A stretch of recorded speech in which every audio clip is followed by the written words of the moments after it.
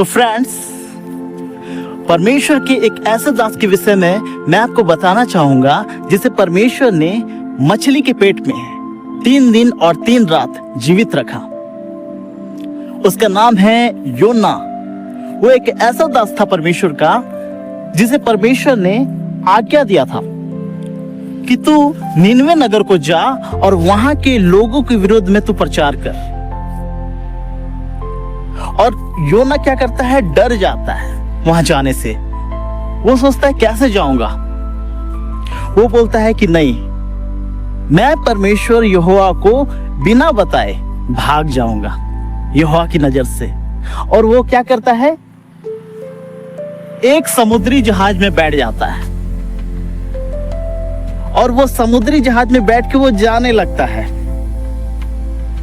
अब यहाँ पे अचानक क्या होता है, अचानक अंधड़ तूफान लहरान उठने लगता है और जिस जहाज में वो सफर कर रहा था वो क्या करता है, हिलने लगता है, पानी में डूबने लगता है।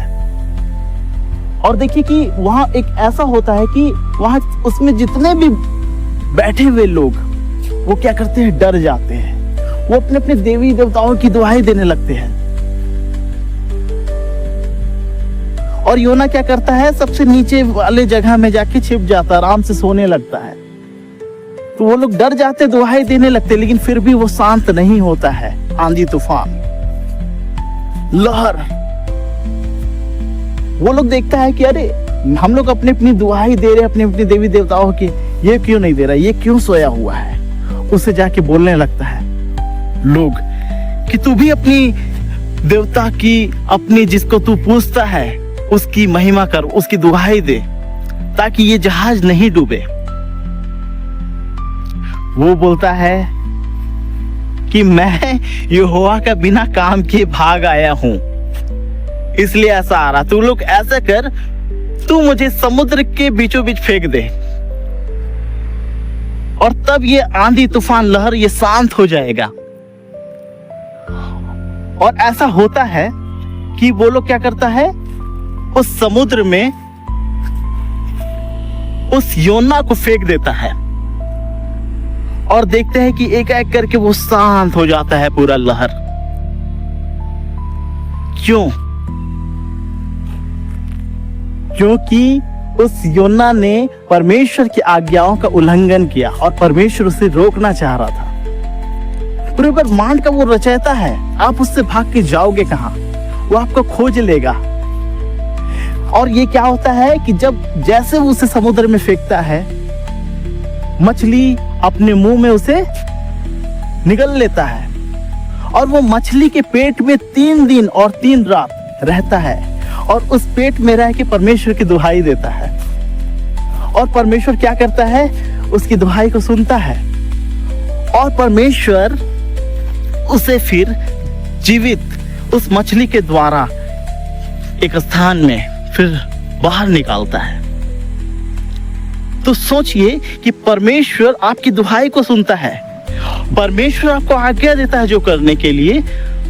यदि आप उन बातों से अगर मुड़ते हैं पीछे, हटते हैं पीछे, पीछे की ओर देखते हैं, डरते हैं, तो परमेश्वर क्या करता है, आपको फिर पकड़ के लाता है कि मैंने तुझे चुना है, तू मेरे द्वारा चुना गया है, मैं तुझसे ही अपना काम कराऊंगा। याद रखिए, यदि परमेश्वर आपको चुना है तो आपसे वो बड़ा बड़ा कार्य करवाना चाहता है। यदि आप पीछे मुड़ के देखते हैं तो परमेश्वर क्या करता है, उस योना के समान आपके साथ भी आपको वो पकड़ के लाएगा और वो अपना काम कराएगा। क्योंकि परमेश्वर अति प्रेमी है, अति दयालु है। क्रोध तो होता है लेकिन दुख देख के फिर पछताता है। योना उस मछली के पेट में गया लेकिन वो मरा नहीं, वो जीवित रहा। इसलिए उस योना के समान हमें भी परमेश्वर यदि बुलाता है अपने कार्य के लिए, अपने सुसमाचार को प्रचार के लिए, तो हमें करना है। क्योंकि यही सबसे बड़ा आज्ञा है कि हमें जगत के कोने कोने तक यीशु का प्रेम, यीशु का सच्चाई को बताना है। यीशु धर्म बनाने नहीं आए, यीशु जाति में भेदभाव करवाने नहीं आए, यीशु अपना सच्चाई को बताने आए, यीशु प्रेम बांटने के लिए आए। और उन्होंने हमें आज्ञा दिया कि आप भी उसके प्रेम को बांटो उस लोक तक। इसलिए जब हम उसके प्रेम को बांटते हैं तो परमेश्वर हमें बहुत आयत की आशीष देता है। प्रभु इस बातों के द्वारा आपको बहुत आयत की आशीष दे। धन्यवाद। God bless you.